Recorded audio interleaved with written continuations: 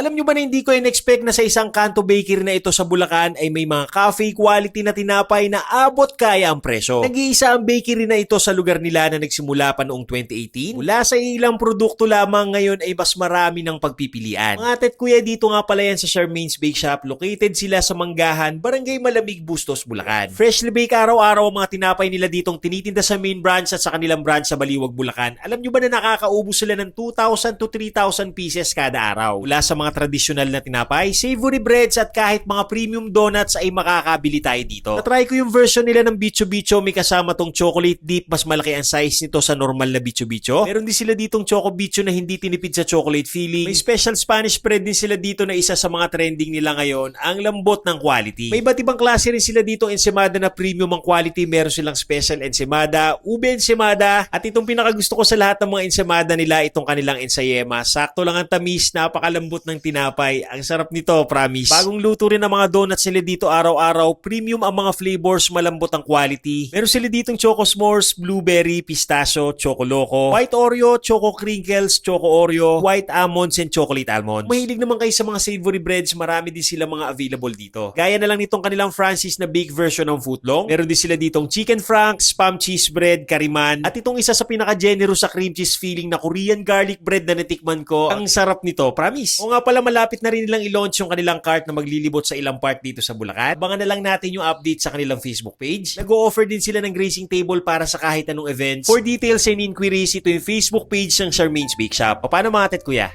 Kain tayo!